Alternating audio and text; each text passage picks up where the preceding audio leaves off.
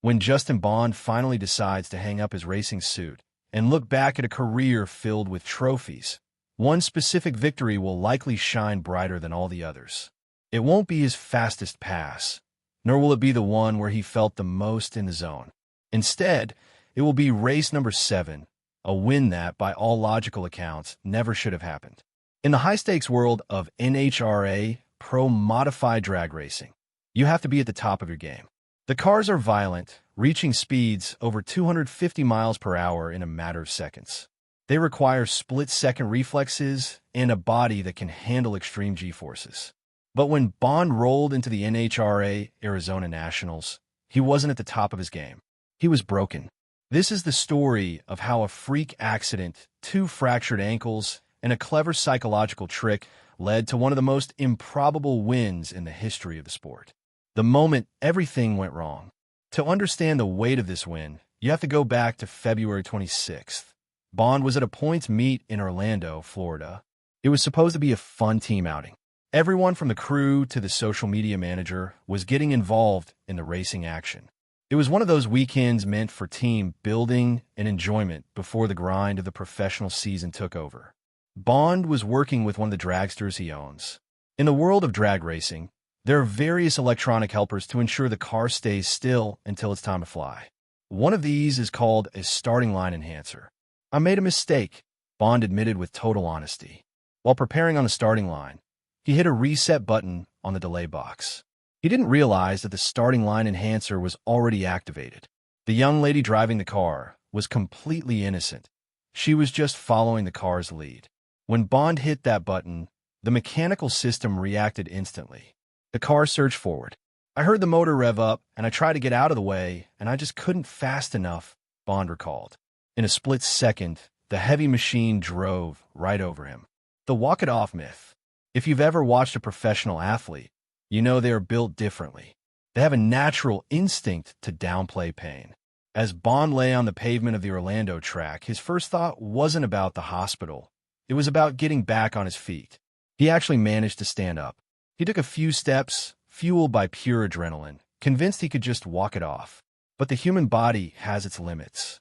Within a few paces, the reality of the situation came crashing down. His ankles weren't just bruised, they were fractured. The realization was sobering. Suddenly, the 2024 season wasn't about winning championships. It was about whether he would be able to walk properly again, let alone drive a Pro Mod car. A recovery powered by grit. Most doctors would have told a patient with 2 fractured ankles to stay off their feet for months. But Bond isn't most patients, and he had a race on the calendar that he wasn't willing to miss. His recovery was a masterclass in determination. 1 week after the accident, he was still on crutches, but his surgeon gave him a difficult test. He had to take x-rays while standing up, putting his full weight on his broken ankles to see if the fractures would shift or open up. When the bones held steady, the green light, however dim, was lit. He said that the fractures weren't opening, and then I needed to start moving my ankles and get on them, Bond said. That was all he needed to hear. From that moment on, his life became a cycle of intense physical therapy. Every single day, he was in physiotherapy. Every weekend, he was in the swimming pool, using the water's buoyancy to move his joints without the crushing pressure of his full body weight. It was a marathon of pain designed to do one thing: get him back in the cockpit. The agony of Phoenix. When Bond arrived at the NHRA Arizona Nationals, he wasn't looking for sympathy. He was looking for a way to win. However, the physical reality of his condition was impossible to ignore. Inside a pro-modified car, the driver's legs aren't just there for the ride. They're used to brace against the vibration, to stomp on the brakes, and to navigate the narrow footwell of a car that wants to shake itself apart. I was in an extreme amount of pain all weekend driving the car, Bond said. He had to perform a mental calculation before every run. He asked himself, if something goes wrong, if the car catches fire or hits the wall, can I get out? He decided that while it would hurt like nothing he'd ever felt, he could still move well enough to survive an emergency. That was his go signal. He wasn't 100%, but he was enough. Racing against the clock and losing. The biggest hurdle Bond faced wasn't the top-end speed. It was the starting line. Drag racing is won and lost in the first few feet. Your reaction time, the time it takes from the green light flashing to your car moving, is measured in thousandths of a second. Usually, Bond is a master at this. But with his ankles screaming in pain, his reflexes suffered. Throughout the weekend, his reaction times were sluggish, ranging from 0.074 to 0.084 seconds.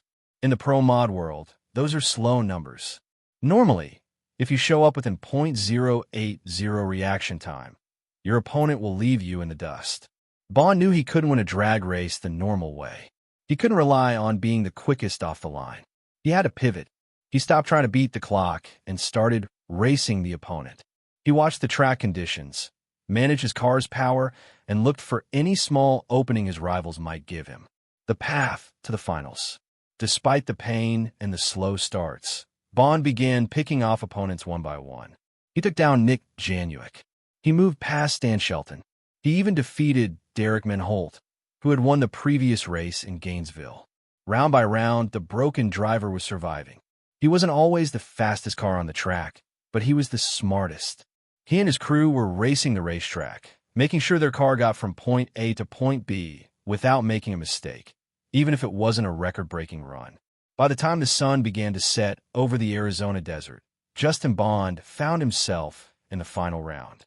Waiting for him was one of the most feared names in the sport, Stevie "Fast" Jackson. The psychological chess match. Stevie Jackson is a two-time world champion.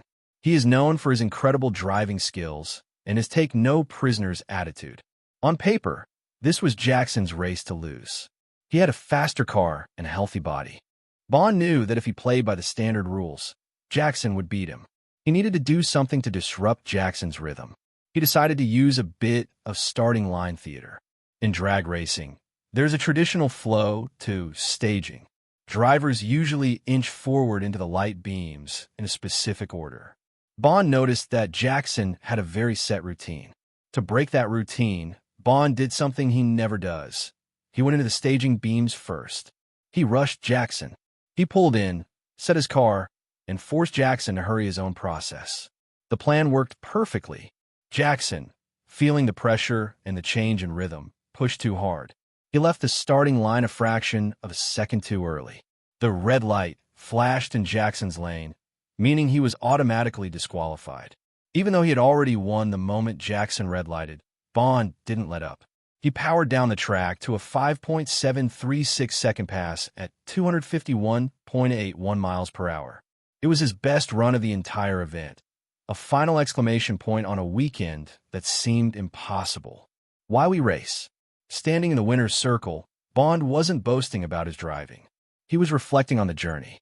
"It's just been a major marathon to be here," he said. "I don't deserve it, but I'm sure happy we did it." He was quick to shift the credit to his team.